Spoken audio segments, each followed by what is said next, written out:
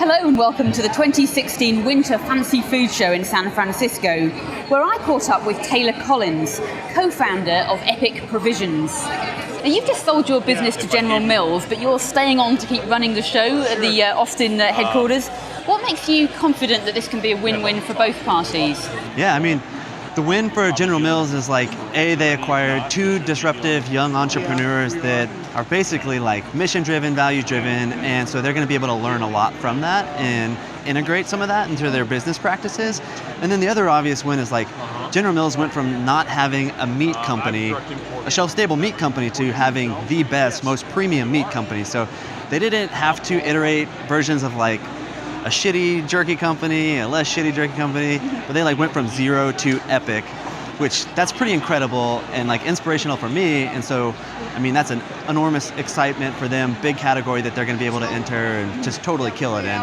And what about for you? Why did you decide to sell and what's in it for you?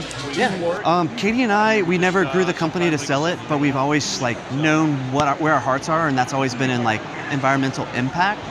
And so like the time for change is now, and like we've been waiting for that right person to come and like sweep us off our feet, not necessarily ever looking for that person, but knowing if there was someone who could come and take like our impact and what our missions and values were, but magnify that times 1,000, that would be a no-brainer. And where do you see that General Mills potentially having the biggest impact apart from the money?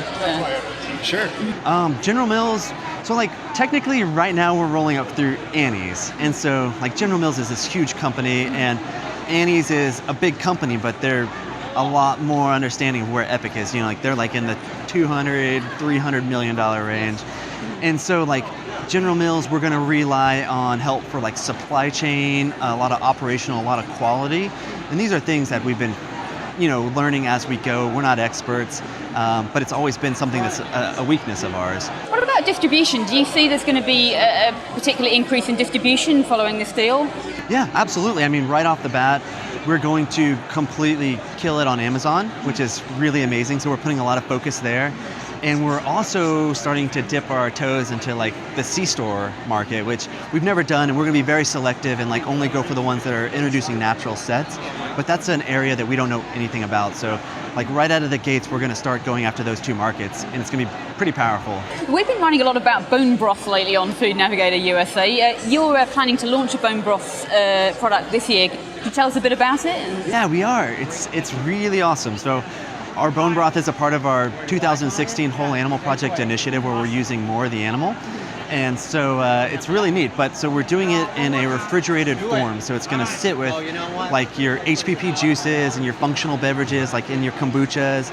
So right when you walk into your natural grocery store, like Whole Foods, you're going to walk in and you're going to see like this aisle of what you normally would expect, which is like drinks full of sugar, carbohydrates. Like if it has protein in it, it's a isolate powder. And then you're going to see this one animal-based product sitting there in this beautiful glass bottle. And you're like, turn it over and look at the nutritional profiles, and there's 20 grams of protein in each bottle, like no sugar, very low carbohydrates, it's very savory. And the way that we're making it is like time tested. It's the way your grandma would make it. So it's low heat, long duration kettle cooking, and then bottling it in a hot fill process. We've talked to a couple of companies that are breaking into this market and having their products stocked in the chiller. But they said there's been a little bit of confusion with consumers because they see a beverage product and think they can just drink it straight away. But isn't bone broth designed to be heated up? Yeah, bone broth traditionally is designed to be heated up. And I think that is a little bit of a problem because, I mean, consumers, like, they want something that's convenient, easy to access, and drinkable on the go. And we're trying to give people a better solution for like that part of the grocery store. Yes. And so the way that we've designed our product is you can enjoy it cold or you can enjoy it heated up. So it really just kind of depends on the mood. Like maybe in the summer, if you get done crushing like a 20-mile run or a long hike, I mean, you're going to drink it cold and you're going to love it.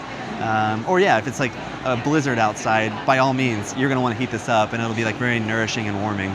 This kind of a final question. I mean, do you see that bone broth has kind of mass market appeal, or do you see it as a product? I know a lot of companies are initially targeting the kind of paleo community, for example.